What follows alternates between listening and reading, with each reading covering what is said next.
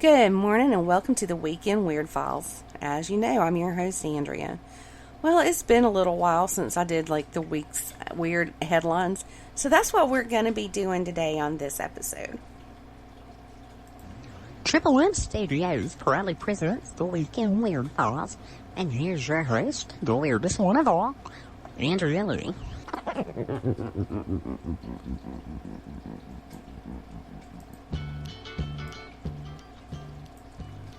Alright, well, our first story isn't so much weird as it is one of those WTF moments.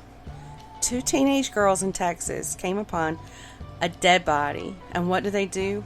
Well, you would think they would have called the proper authorities, but no. They decided to steal jewelry off of it. And not only that, they record the act and they put it on Snapchat. See, like I said, WTF. The man was a 25-year-old, and it's believed that he hanged himself in the Medina Valley drainage ditch. After they found the body, instead of calling 911, they called a friend. Now, luckily, that friend was bright enough, to call 911, since the two girls that discovered the body didn't think that was important. The two girls told authorities that they were walking to a gas station when they saw something in the drainage ditch, and when they walked closer to see what it was, they discovered that it was a person. Now, it wasn't until a few days later that the authorities found out about the video the girls had shared on social media, and once they saw it, they realized it was the two girls they had talked to at the scene. In the video, you can see the 17-year-old girl, who was identified as Bethany Martin, taking a gold necklace off of the man's chest. According to a friend of the girl, she said she took the necklace because it matched her fashion style. Both girls were charged with theft from a human corpse. Now, the other girl is 16 years old, and she hasn't been identified publicly because of her age. Now, they admitted to taking the necklace, but they said they only kept the charm that was on it, and the necklace itself hasn't been recovered. A Florida man washed up on shore on a unique contraption last week. The man had launched the vessel from the St. Augustine area of Florida in an attempt to walk on water from there in St. Augustine to New York. But shortly into the voyage, he met some kind of complications that brought him back to shore. Now, concerned beachgoers called the Flagler County Sheriff's Office when they spotted the strange craft on the beach, and apparently he was doing this as an attempt to raise money for several different organizations. The Coast Guard was called in to take over the case and to ensure that the contraption he was in and he himself met nautical safety standards. Over in the opposite coast, we're going to Washington State now.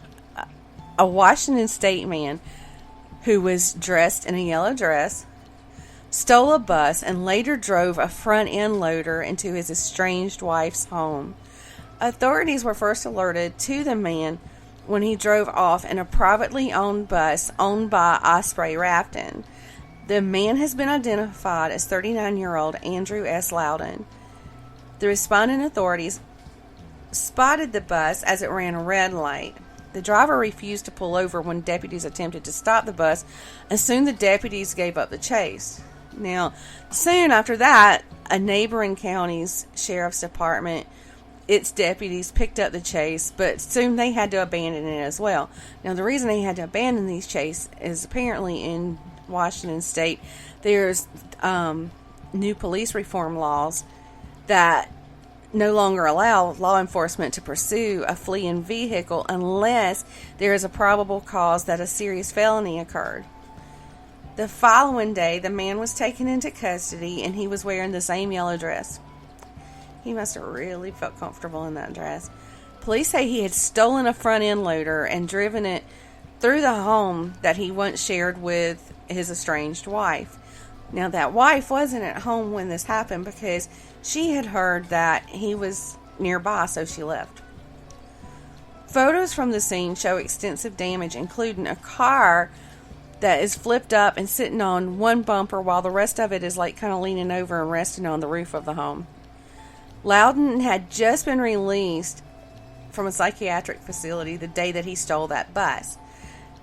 He's been charged with theft of a vehicle, possession of a stolen vehicle, first-degree malicious mischief / domestic violence, and attempting to elude a police vehicle. And finally, a Massachusetts teenager. She was driving. A squirrel runs out in front of her. She swerves to avoid hitting the squirrel. But in the process of it all, she crashed into a historic home that had been built by an ancestor of Abraham Lincoln. The cottage, which sits at 182 North Street in Hingham, was built in 1650. So that's pretty old and historic, I would say. The driver of the car was 19 years old, and apparently she swerved to miss the squirrel, but she drove off the right side of the road, over the sidewalk, and into the front of the house. Now, the residents of the cottage, of the home, they were at home at the time of the accident, but no one was injured, thankfully. Now, the driver was issued a citation for failing to stay in marked lanes. I can't say that probably the same. Yeah, I would say probably the same could happen to me because I try to avoid animals when I'm driving, if it can be helped. But anyway, that's all for today's Weekend Weird Files. Have a great rest of your weekend. Don't forget to come back on Monday for a brand spanking new episode of Mystery, Murder, and Magic.